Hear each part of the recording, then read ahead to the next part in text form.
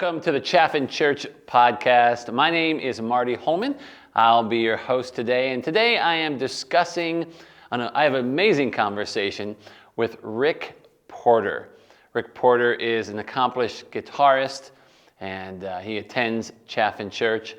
Grew up, his dad was one of the first pharmacists in Holden in the early 50s. And so we're going to hear about Ric's story and his life as a musician in the Worcester rock scene. An amazing story. This episode is called Music is My Wife with Ric Porter. So if you are checking this out on YouTube, don't forget to hit the subscribe button.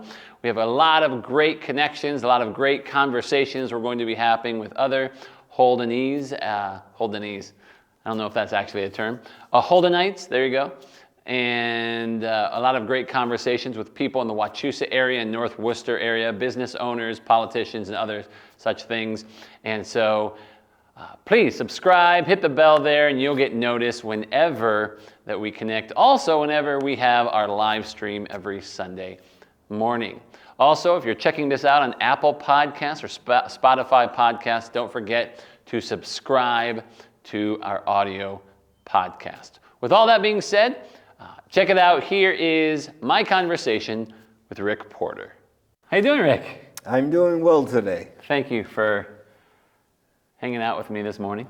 That's my pleasure. And I know it's a cold day, and you're going fishing after this. I hope to go fishing after this. Do you like going ice fishing? The ice is nice. All right, so I want to get your story. You are such an interesting person. And I know that's subjective, but it's coming from me, right? Like so. Right. But let's start from your birth. You were born in Worcester? Worcester? I was born in Worcester, Memorial Hospital, 1951, January 5th. Okay. And I was born a blue baby. Okay. Double wrapped. Okay. So I think my struggle started there. All right. Yeah. And your family lived where? The east side of Worcester, Woodford Street, which is Gaskell Hill, Vernon Hill. Oh, yeah. Gaskell Field. Poor. Grandmother was on the first floor, uncle was on the second, and youngest brother, my dad, we were on the third floor. All right. And my dad's wife-to-be, my mom, lived 3 houses down in a triple-decker. Wow. You know, and I might add that those were the days where the fruit wagon came down the street, the ice wagon came down the street, the rag wagon. Okay. And people would shop right on the street. Wow. Yeah. Just like that? Yeah. Even in the winter? Even in like days like that? I don't remember because I was only there till I was like 5 or 6 years old. Yeah. We can ignore that. We're going to ignore that. That's awesome. You're a very popular person. All right. And so, but you have connections with Holden, right? Like, I do. When my dad moved us to the west side of Worcester, yeah. He started the first pharmacy in Holden. And the very first pharmacy. From what I understand, on this side of Holden. Yeah. Yeah. And so your dad was a pharmacist? Like that's what he did? He was a pharmacist. Yeah. He started in the Navy. He was first landing party Iwo Jima, Okinawa as a medic for the Marines. So Wow. he was pretty outstanding guy. Yeah. He was only 19 years old when that war broke out, and he continued his education, and I believe he graduated Franklin Pierce College of Pharmacy in Boston. Oh, yeah. Wow. And what are some of your favorite memories as a child?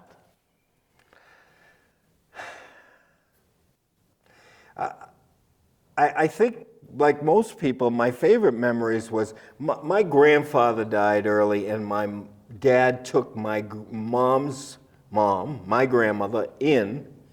She was a Holocaust survivor, spoke Yiddish, a very Jewish family. Yeah. And so I had two mothers, and my fondest memories were the food and the ethnic things that were going on, and the family tie. My grandmother's sons, my Uncle Kenny, my Uncle Sonny, before they were married, they lived in the house also, so they could save their money until they got married. Yeah. So it was a, you know, It was a family gathering. it was a family. It was a family thing where the uncles kept the kids in check, and everybody was trying to make money and make a stand in the new world. You know, it was 1956, 1957 when we transitioned from the poverty of the east side of Worcester to the west side of Worcester, which was like Salisbury Street and all that. Salisbury Tatnuck Square. Oh yeah, Tatnuck Square, Salisbury Street, and the big temple, the brand new temple, Temple Emmanuel, Oh yeah. Worcester State area. Yeah. So you know, it was very exciting times, really. Nice. And things were exploding and Yeah, there was rumors that the TV was going to be colored in a couple years. You know, and there was one TV, and the whole family sat around. So those were my fondest memories. wow. I didn't have a lot of real fond memories because, you know, later in life I found out that I was bipolar. Okay. And so I was constantly struggling to figure out ways to be a part of what other people, it came so natural to other people. Okay. Certain things. Well, you have to read this book. You have to read this chapter for school tomorrow, Eric. Yeah. And I couldn't. You And couldn't just everybody sit there. else did it so easily. And then when I got to school, mostly everybody had read it and wrote about it and got an A, and I couldn't. So that's when I knew something was up. Something was amiss. Yeah. Now, when I think of you, I don't know if this, I mean, this must be, I naturally gravitate to music, right? When I think of, oh, Rick loves guitar. He loves music. So when did that start for you? That started for me about, I think I was 9 or 10. Okay. My dad was a classical music person. Yeah. He later became president of Worcester Opera.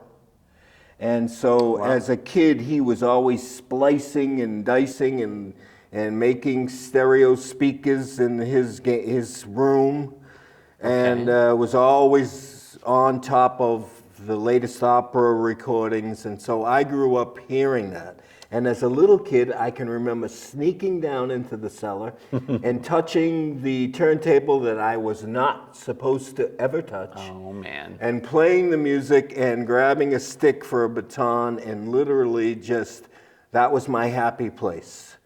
Just conducting, making believe I was conducting the music. Wow. Yeah.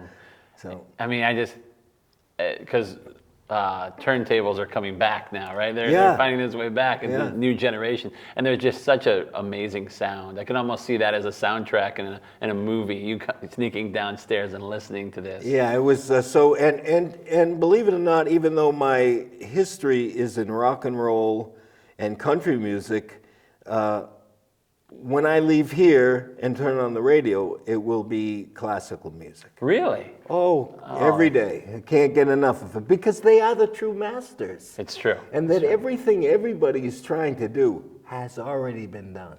Wow. If you go back to the masters, they've done it all. Wow. So, I just heard a podcast from a guy, the Joe Rogan podcast, and he was interviewing Jordan Peterson. And the reason I bring it up is because he was talking about the Bible. And he was talking about how all the books in the world today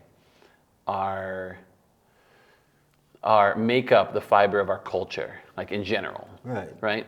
And there's a layer underneath those books that kind of are the reason why the books that we have out now are like Shakespeare, right?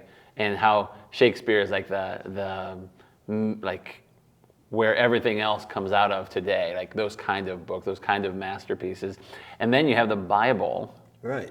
and how the Bible was the fabric of all of those things, the foundation of all of that Western culture that we have.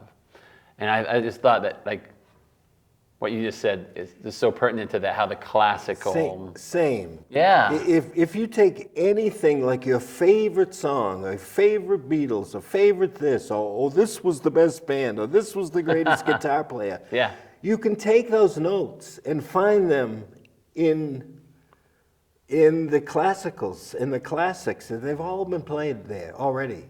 Wow. Yeah, it's all been done. So why did you learn to play the guitar specifically? Well, you know, I had an older brother, 6 years older than me. Okay. So I could sneak down to the playroom in the cellar without being seen and listen to his parties. Okay. His friends would come over and play music Yeah. on 45s. They were 6 years older than me, and I started hearing Bob Dylan and all these other artists. And when I heard the guitar, And that was the early 60s. that was the early 60s. It was, late 50s. Late 50s. Late 50s. Okay. Early 60s. You were hearing this stuff. And So I you're was like, hearing the "Whoa, stuff, and I'm going, that is-" whoa! And you have to realize I'm struggling with everything that other people are doing so graciously, Yeah. reading and arithmetic and all these other things, and being able to sit perfectly still during service, and I am twitching and pulling and You're trying. having a lot of trouble. And so when I heard that, unfortunately, when I asked my dad if I could have a guitar, he said, I'll get you a guitar, but you're going to learn how to play it the right way. Okay. So here we go again, where Yeah. I had to, the structure. Yeah. Are you going to put me in a box? Yes. Right. So I took lessons from the greatest classical guitarist in the city at the time. His name was James Skinger. Okay. Who went on to be an incredible guitar player. And I just failed miserably because all the notes and all the structure and this and that. And so that didn't work out too good. Okay. That didn't work out too good. And at the time I was going to school, and school wasn't working out very well either. Okay. All right. Where were you going to school, for the record? I started at Flag Street School right here Yeah. in Tatnuck. Yeah. And then went to Forest Grove Yeah. Junior High School. Yeah. And then I was the first graduating class, I should have been the first graduating class at Doherty. Okay. Which ironically is being torn down now to put a new school. They're tearing down the whole thing? They're tearing down my school that was brand new when I went there. Wow. To put a brand new school in its place. All right. Wow. And that's life cool. marches on. Yeah. All right. So you started really getting into music, really going outside of the box. Yes. And by the time we hit your teenage years or early adult years, you In were... grammar school was my first band called the Bongo Brothers with a dear friend of mine who I still talk to. Okay. And we dressed up in black pants, black shoes, white shirt, and we played the bongos to Trini Lopez and put the music on a 45 and then played in front of the class. So that was the first band. Wow. Okay. The Bongo Brothers, yeah. That's fantastic. Yeah. I mean, The trouble for me, I think, started in junior high. okay. You know, When you say trouble, what do you mean? Like going outside of the box? just not conforming to anything and becoming rebellious. Okay. All right. All right. And how did you express yourself? What did rebellion look like? I don't know if I expressed myself. I can remember starting to write poetry on the walls of my bedroom. Okay. And then on the weekend finding paint, the matching paint to cover that up. So I Okay. wouldn't get in trouble. Yeah. But I think it's deeper than that. My dad was a pharmacist. Yeah. We all worked at the pharmacy as soon as we could count. Okay. He had the largest luncheonette in the city.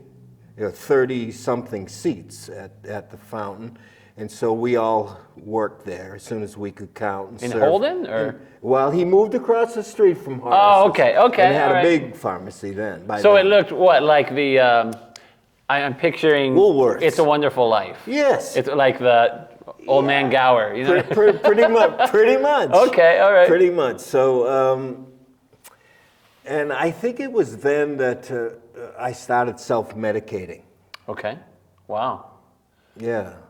As a teenager working for a pharmacist. Wow. Who was your dad, of course? Yeah. Yeah. But I mean, I think that it started when my grandmother would come out with a box of, let's say, candy. She made carrot candy or cookies. Okay. And my brother would take one. Yeah. And my sister would take one. And my other brother would take one. And when no one's looking, I'd take 5. Okay. All right. And I'd rifle those up to my room. And I would take a lamp Yeah. and invert it and cover it with tinfoil and heat my cookies up so that the chocolate and the sugar would evaporate faster and I would eat all 5. Wow. And so I was a sugar addict. Okay.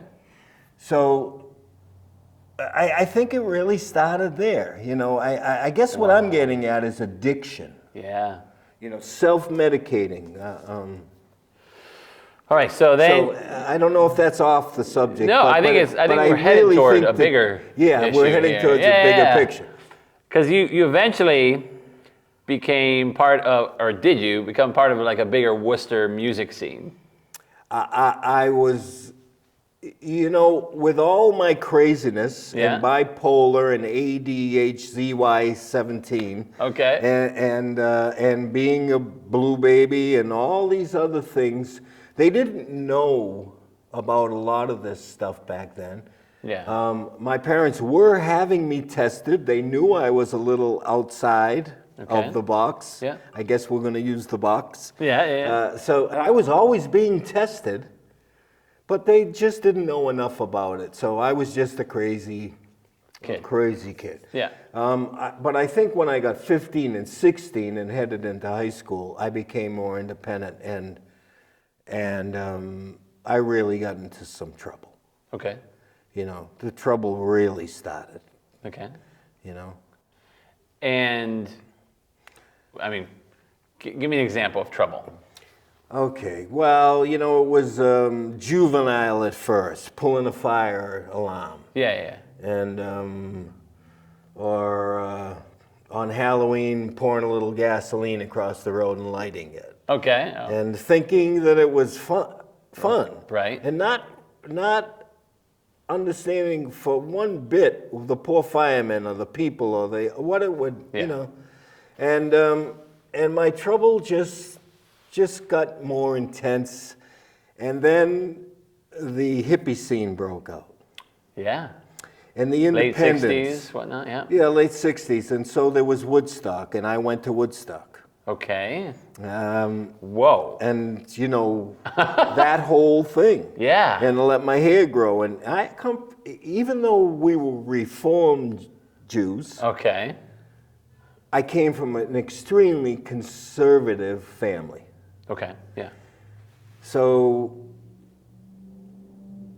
you know, the likes of which my family had never seen in anybody, never mind their son. So in other words, your other siblings were not they probably had their ways of being outside of the box, but they were still getting good marks in school and being home at the right time. They were within the box. And they weren't box. Smoking cigarettes. Yeah, okay. And they weren't experimenting with drugs. Okay. And they were pretty much doing what was expected of them. Yeah, right. I was trying to do what was expected of me and living a double life. I was still playing ball. Okay. I was still playing Babe Ruth ball, still singing in the choir at Temple. Okay. Still making classes, but it was a hoax. Yeah. I couldn't, I got good marks in history, in music. Yeah. Because I loved it. But I just failed everything else, So to shorten it up, I dropped out of high school. I went back to high school. My father kind of begged me to go back to high school, give it another try. It didn't work out, and I left high school. Okay. This is after Woodstock and blah, blah, blah. How old were you when you went to Woodstock? You were I think I was like 16. 16? Wow. Okay. Yeah, and then I quit high school at 17. And I got involved, and then the pot and the acid, and the many trips and the psychedelic, and then I was listening to music and really starting to play and write, and then I was writing. I started writing a lot of stuff. Okay. But I was still kind of out on the street, really. Yeah. Still loving parents. When I quit high school, my dad said, "You will always have food, shelter, clothing, and all the love in the world. Don't ever ask me for a beep nickel." Okay. Which I never did. Interesting. Yeah. And he afforded my other siblings what they needed for college or whatever they needed. Yeah. But not Rick. Rick. Anyway, I'm trying to compact this story. Yeah.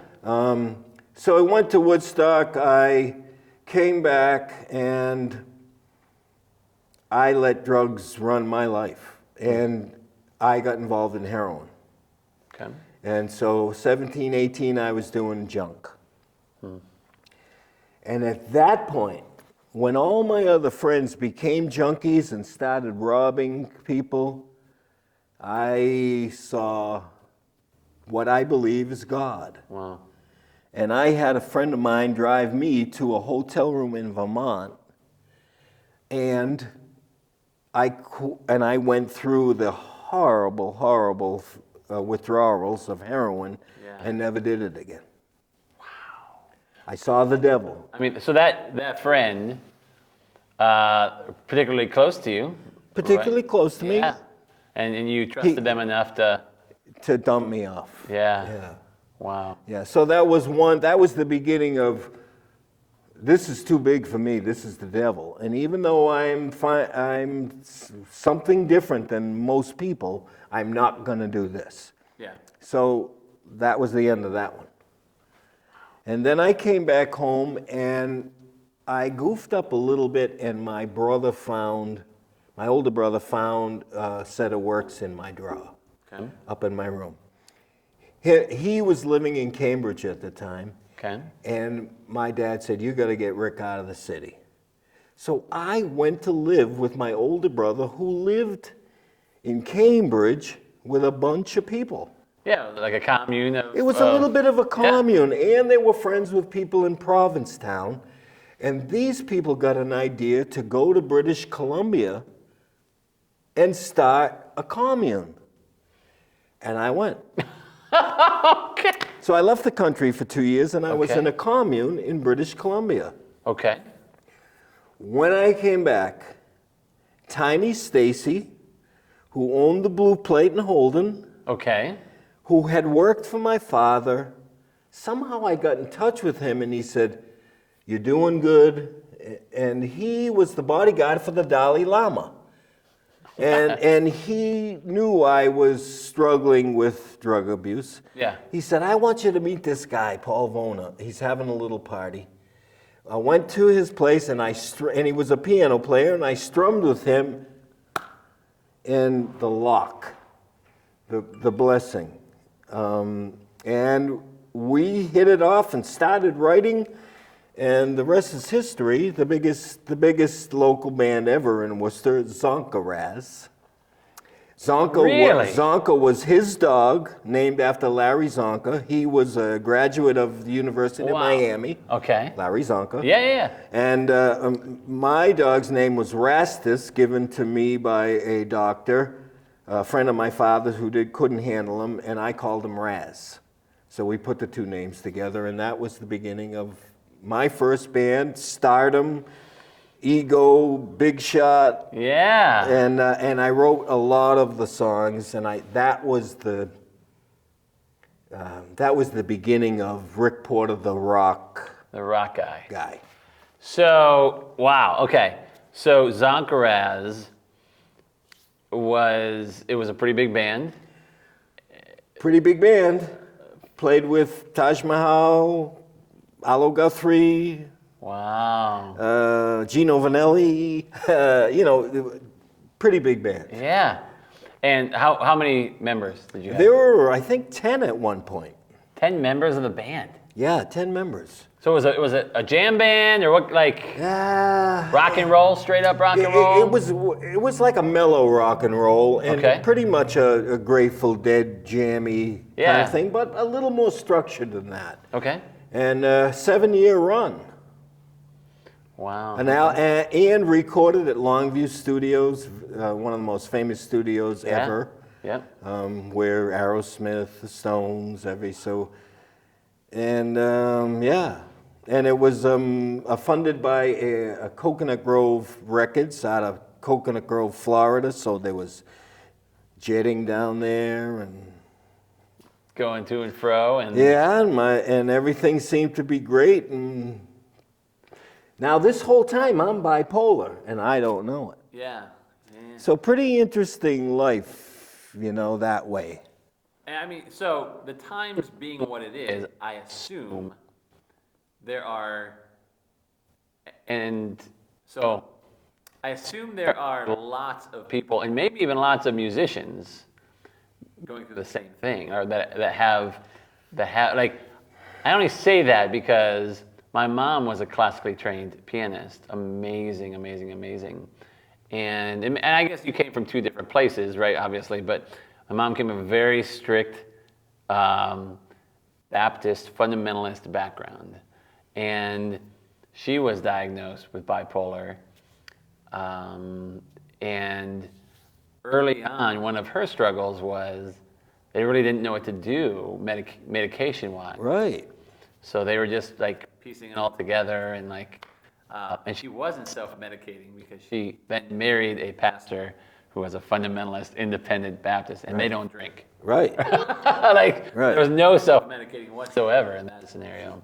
Well, unfortunately for me, I got into an industry, and I was writing music, and I wasn't in the background. I was out front. Yeah. A co-founder of the band. Yeah. And so the drugs came easy. The women came easy. Yeah. The fast car, it all came too easy at a too young age, and being bipolar didn't help. Have you ever seen the movie Almost Famous? No. No? No. Well, I guess the next question is okay. I'm gonna tell you, you need to watch it. Okay. But it basically is a story. There's a guy named Cameron Crowe, who's a pretty famous producer and movie producer or whatever now. But it's his life, it kind of taken from his life story. At 15, he became a Rolling Stone reporter. And he traveled with a kind of a mid-level, kind of a Led Zeppelin-y band that, and it talks about his story in connection with them. But you telling the story of Zonkaraz reminds me of this movie. Yeah. And I guess the next question I'll ask then is, how did that end? Well, Zonkaraz, had a shelf life, a 7-year shelf life. Okay. And we lost our lead singer, Joanne Barnard List. Okay. She went off to do other things and go off on her own. Yeah. And we got a gal to replace her, and it just wasn't the same. Lost a few people, lost a few fans. The gigs started they weren't quite as big, and we were local too much. And then we lost her, and then we had another singer. Meanwhile, a baby that was born blue, 3 bassinets down from me, on the same day, Lawrence Preston II, was a Worcester kid who was an artist, painter, and a guitar player. He eventually became the last guitar player for Zonkeraz on its way out. Well, I was 11 minutes older than him. We were both drinking and bipolar. I don't know if he was bipolar, but blue. Brilliant man who is now a world-famous oil painter, still life oil painter. Wow. Doesn't play anymore that I know of. And we bonded, and we took parts of Zonkeraz to Boston and started a band called The Shades. And we started playing new wave music. All right. Totally flipped. So we're talking like late 70s, early 80s? Yeah. Okay, all right. Yeah, and the Shades were very successful. Extremely successful.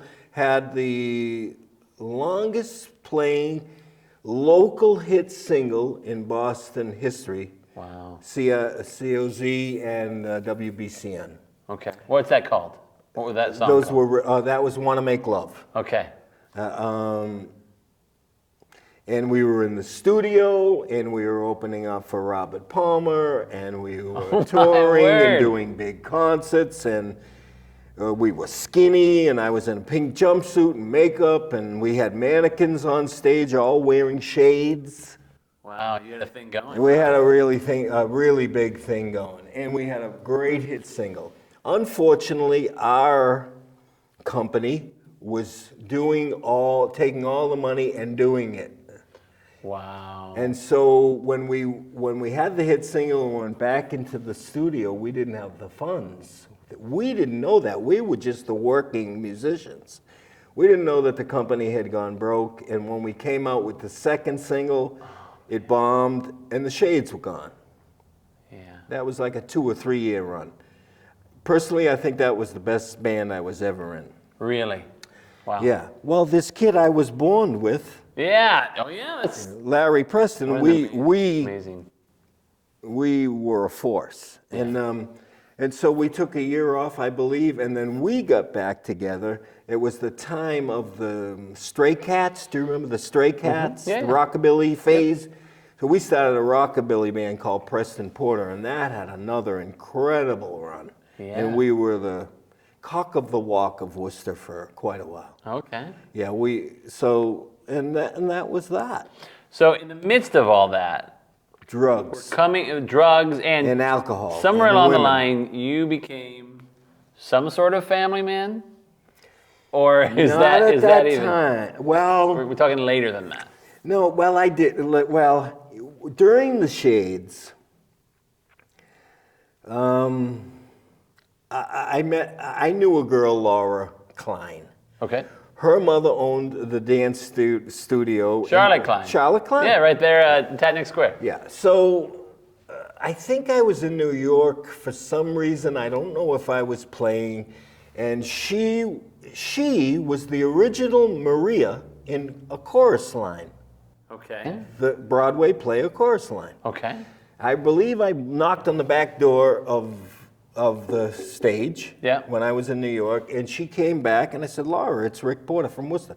She called me, and we had a love affair. It lasted a year. Okay. And we got married. Okay. 3 times. You got married 3 times? 3 times. Okay. We eloped. It wasn't good enough for her parents, and they had a wedding, and then her grandfather was a rabbi who was out of town, and when he came back in town, he said, under the Jewish law, you're not married. And he married us in her mother's kitchen. Okay. Okay, so see, each thing is a kind of a long story. But anyway, so we were married, we were divorced in a year, but we had a child Okay. who was a savant as far as music goes, Alison Porter, Okay. who that's a whole other story. Okay.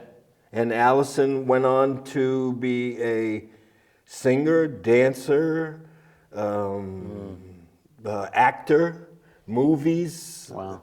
And as you know, a few years ago won The Voice. Yeah. And so that was that, but only a year. Wow. I will say that all my exes I'm still very good friends with and just saw her and stayed with her in LA. And Oh, nice. so it's all very... Good. It's a good story now. But you were still partying hard, doing the music, doing partying real hard. Yeah. Partying real hard. You know, being almost the perfect person during the day and the demon at night. All right. Yeah. So let me kind of ask you a question that is more generic as opposed to timelined. What are, before the last 3 years, and we'll get to that, or the last 5 years, what are the primary philosophies that influenced your life in the first, there's sports center, that influenced your life in the first 65 years? The primary thoughts that governed your life as somebody who was a rebel early on, became a partier, became successful at their music, and what are those primary philosophies that influenced your life? Well, it's a hard question to answer. I think the goodness of my parents. Wow. The goodness of my parents. My dad was president and everything. I don't know how he had the time to be such good.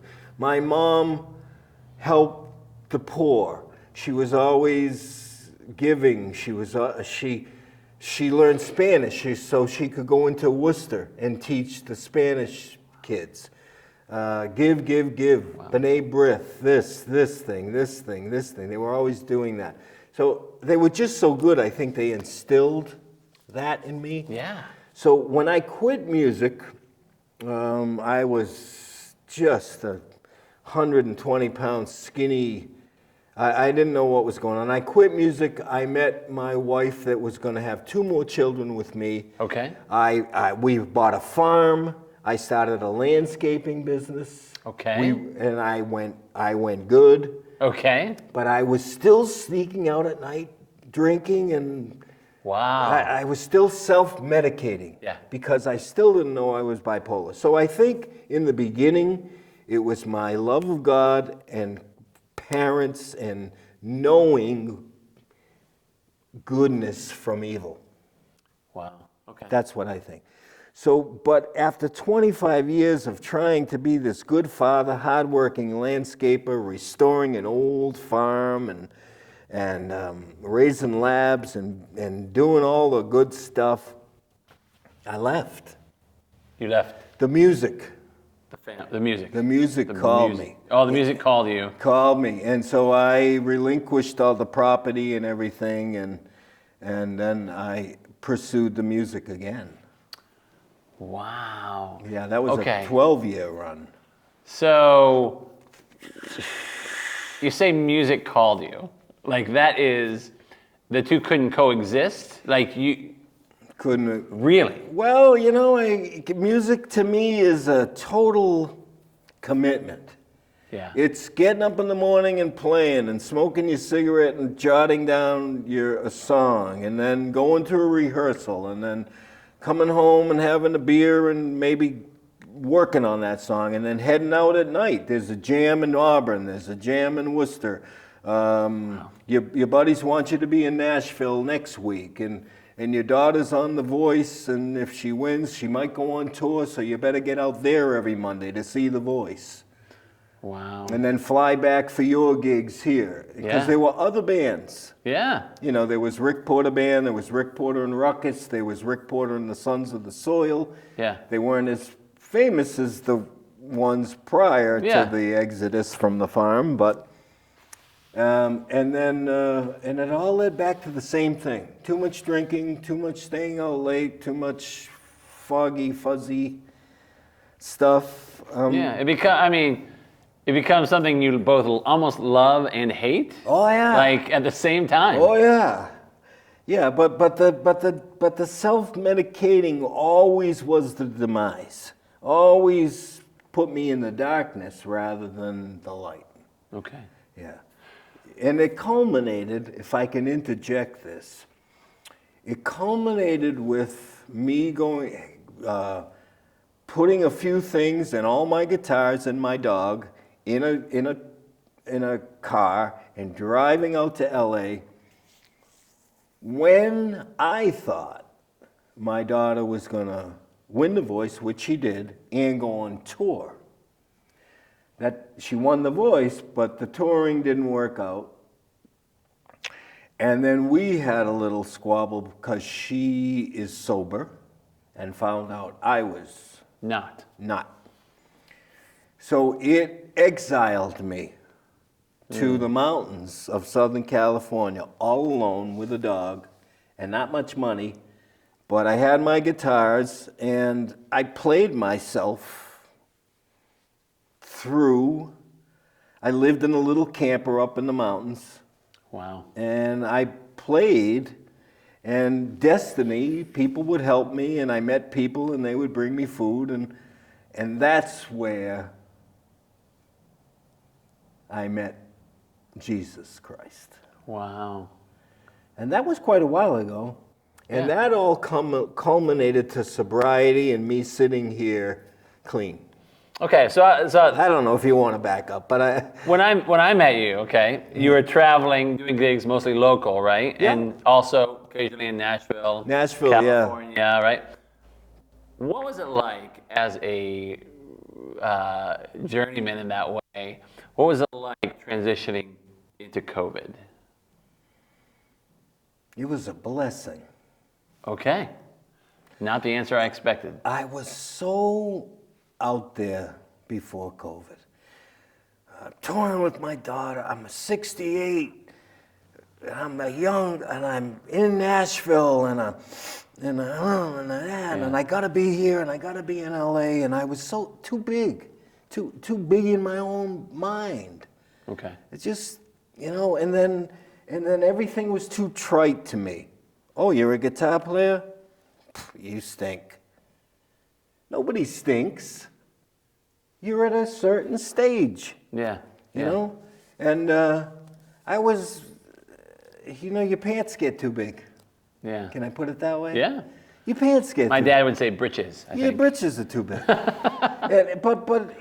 And so I was embarrassing people and embarrassing myself, but I was so drinking and traveling, and I'd get on a plane. I'd have to wear. I wanted people to know who I was. I'd get on a plane in full dress for stage, and I wore my stage clothes all the time so that people would know, hey, this guy's a musician. It was just so. But COVID, I also had. I keep saying I was bipolar. Yeah.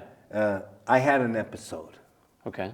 And it was about the time of COVID. So COVID shut me down from this. I'm on the bus to New York. I'm on the plane. I'm on the train. I'm going here. I got a gig, and I've got the bracelets and the rings and the earrings and the jewelry, and I'm this, and this. And COVID shut that down. At the same time, I had my first manic episode. Yeah. And I was admitted to behavioral medicine. Yeah. And that, my friend, is a place nobody should ever have to go. And my family didn't know I was there, and so nobody could get me a toothbrush or anything. And I was, unfortunately, I didn't go to a la-di-da place where they gave you organic food and kind of got your back. It was the bottom of the barrel. Yeah. And I was, my dignity was stripped from me.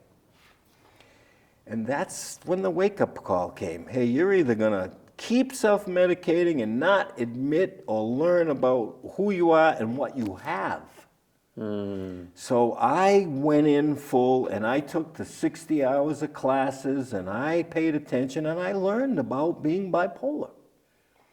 And I had to go through a year of medicines that didn't work, that made me feel terrible. Yeah. And I was pretty much confined to my room. Even when I got out of behavioral medicine, I couldn't go out. I had all kinds of anxiety issues because they didn't have my meds right. Long story short, they've got my meds right. I'm sober. Okay. I never want to go back there again. I'm here to help anybody who is bipolar and struggling. And but I never got the Christ part of the Bible because I was Jewish. Yeah, yeah. And I don't know how he found me or why he is it for me, but along with COVID and a manic bipolar episode, he's the man. He grabbed And hold you of are witness to how I have evolved through come that journey. to him on my knees. Yeah, it's crazy. Yeah, so But you would say you don't know how he found you. I don't know. I don't know, except that my whole life, when I was ODing on, I once OD'd on Dilaudid, and I was lying in the pouring rain up on Newton Hill, and somebody found me, and these girls took me into a house and put me in a cold bath and saved my life. Wow. Those kind of things are the real stories. There's hundreds of those. How did I survive? I got hepatitis C from junk use. Yeah. I had it my whole life. They could not get rid of it. I had 8% of my liver left. I have 98% of my liver now. None of the drugs worked for me. Yeah. Even Harvoni didn't work for me, the miracle drug. Yeah. I had a great doctor who knew that I was trying. They put me on 3 times the dose of interferon and 3 times the dose of Harvoni for 3 times the length of what was humanly supposedly possible. Yeah. And told me good luck. And I stayed in a little place in Princeton, Mass, in a room for those 90, 110 days, and I beat it. Wow. How did I beat it? They practically killed me. My hair fell out, and I was skinny. I could only eat cruciferous vegetables. Yeah. And I don't have it anymore. Wow.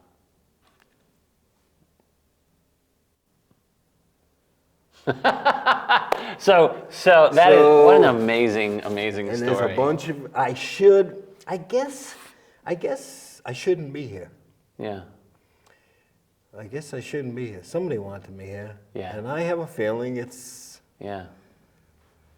my Lord and Savior. Yeah. That's amazing. So that's just, and everybody could say, "Hey, you're crazy, you're just lucky." And that's fine. Yeah. But I don't think I'm just lucky. I think I think something's been with me my whole life. Yeah. You know why? Because my mom lost 2 kids prior to me, or at least one, I don't know exactly. My older brother told me this story. And when I was born, I barely made it. Another half a millisecond, I would have been gone. And when the doctor gave my father, me, he said, "Here's your miracle, baby." That's according to my older brother. Wow. So I was lucky to just get out. Yeah. And then how did I get through Woodstock? I did the acid. They said, "Do not do the brown acid." I had just done it. Oh my word. People were bowing out left and right, and I was okay. Yeah. I don't mean to make that as a miracle thing, but Right, but I mean, you came through those things. yeah, I came through stuff. Yeah. in all these bad places I ended up, there was some kind of little miracle there that got me out. Yeah. And I don't know how. So, with that in mind, you're 70 now? 71. What does the next 70 years of your life look like? Sober. Okay. I'll tell you why I ask, because... And in deep faith. In deep faith. Deep faith. All right. And like, you say, why are you going out? I'm not going out to catch fish. I want to be, to me, God is everywhere. Yeah. Well, how could he be everywhere if people are doing this? Get out in the woods. Yeah. That's his canvas. And so the next 70 years, I just want to be nice. I want to be rid of anxiety and worry and the next year, and I'm reading the Old Testament, which is fantastic. Yes. Did I tell you that story? I don't know that you did, or you said, no, I don't know that you did. Well, as a Jew, Yeah. the Bible is the Old Testament. Yeah. I got a Bible from Kelly this Christmas. Okay. In large print because 71-year-old people can't see anymore. Yeah, there you go. So I went to Hebrew school on Saturdays and Tuesday afternoons after school. Okay. And Thursdays after school. All right. So a lot of the Old Testament. And I started reading it and I'm going, man, I had 20 years of Old Testament. I know. Is there anything I didn't remember? No. Well, when I got to the end, it said the New Testament. As a Jew, I didn't know the New Testament was on the back of the Bible. Yeah. There was no New Testament on the back of the Jewish Bible. No. And I went, wow. Yeah. So I can't read very well because of this bipolar stuff. Yeah. It's very, very hard for me. I can, if we're playing, I can play for hours. Yeah. If people are playing around me and they keep feeding me stuff, I can play for hours. Wow.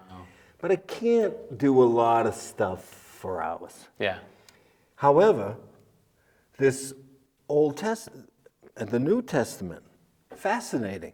So maybe for the next 70 years, I'll be poking through that. There you go. Learning about Jesus and the things that he... Yeah, I have so many. I was embarrassed at first to proclaim this love of Jesus because I'm so Jewish and my friends are so Jewish and all my friends are here. Yeah. And it's like, he was Jewish. Very much so. He was king of the Jews. But they never had the New Testament. They won't give it a chance for whatever reason. But for me, it enhances my Judaism. I would think so. It enhances my Judaism. So, and allows me to be a better person. Yeah. I think one of the issues here in America is that there's such a culture aspect, or from the 50s to the 80s specifically, there was such a culture aspect of, if you're a Christian, you live this way, right? And I don't know that that was necessarily true, even though that's what many of the Christians said. They lived a certain way, and there was the culture wars and all that. And so it kind of like straight-armed a lot of other cultures from becoming Christians because, well, that's not the way we live, right? But like one of the things I'm really, you talked about your parents being good and such good people. God. And one of the interesting things about that is they're doing a lot of things that Christians do. Exactly. And I think sometimes legalism, and even legalism of Christians. We always talk in the Bible about or the New Testament, there's legalism of the Pharisees, the Jewish upper echelon and religious leaders. But doesn't mean Christians can't have legalists, right? In their own midst. The thing that always interests me is You know, Gandhi, Yeah. okay, I'm not comparing him to Christ, but love, Yeah. they shot him. Yeah. Yeah. There's always this power group Yeah. that is threatened by love, peace, goodness. Yeah. They're threatened by it because the masses who feed that power, Yeah. they need the masses, and when the masses go astray, they get rid of that. Yeah. Gandhi, Martin Luther King. I mean, Yeah. you can't talk about everybody loving everybody because the powers to be. So who killed Christ? Weren't they the powers to be? Yeah, absolutely. They weren't the low Jewish Right. people who were baking bread and busting out their weed. Yeah, correct. They were followers. Yeah, it He was was the the Roman king. emperors. Yeah, The Roman Empire. And the highest rabbis, Yes, correct. they were in cahoots. Yeah, So I'm absolutely. learning a little bit. So it's the same thing. Yeah, that's You good. know, who didn't want John Kennedy around? Because why? Because he wanted a little bit of this and a little bit of more people. I don't know. Yeah. But whenever you get one of these heroes that speaks for the common man, Yeah. Yeah. so I don't think it's any more than that. The high rabbis and the big shots, the power people, Yeah. Illuminatis, we can't have this guy stirring up people. We need them to bake bread and have our meat on time, and it's. I think what's so powerful about that thought is that a lot of times, a lot of power is built on systems, right? So humans build systems. And you're talking about love, right? I mean, and, God is love, Scripture says. But love kind of breaks down systems. Because love is all about humanity, but systems are all about power and structure and organization, right? Exactly. And when you have love being an imposition to the powers that be, they're gonna take it out. Yeah. And the same is true with the Christian church. Like we've seen that through the Catholic Church, and we've seen it even with big evangelical churches, how eventually it breaks down. The structures, the organization, the powers, because it just feeds itself. It feeds the ego. Not entirely different from what you were talking about with your addiction, because Right. power is an addiction as well, Yeah. right? And it will always be an addiction. That Yeah. love just keeps breaking down. When I think about it, though, for me, it was, I didn't know I was sick, so I was self-medicating. Yeah. When I got addicted to something that became the devil, when all of my friends who are half dead now are still junkies, I quit. I had the power to quit. Yeah. Because I was self-medicating a medical problem where they were just maybe running away from a lousy life. Yeah. I've never had a lousy life. Okay. All right. Well, that's Beautiful parents, good, nice house. We went skiing. My dad took us hunting, fishing. I had a wonderful life, fantastic 50s life. yeah. Everything was so simple and great. Little League and Boy Scouts, and it couldn't have been better. Last question. Yes. So that story could probably, or can, or maybe is, still repeated today. Let's say people in Holden, a beautiful area, Yeah. lots of beautiful homes, nice life. I think about that here, even with my kids, right? They live a nice life, right? What would you say to a family that has a kid who might be out of the box? Maybe that kid is a little different emotionally. What would you say in terms of raising them if that kid is somehow like you, right? And you had a good life. So you didn't have a horrible life, but there were ways you acted out what is a way that those parents or those people, those guardians or whatever, could treat that child to help them through whatever that child might be going through? I think you have to be deeply engaged.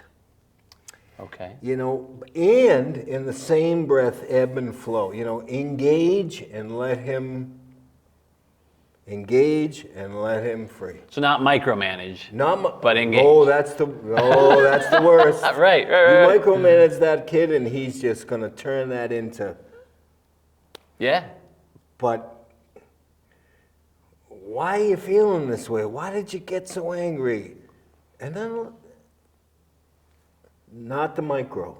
Yeah. The total engagements of love and compassion. And this is another thing. This is what I learned.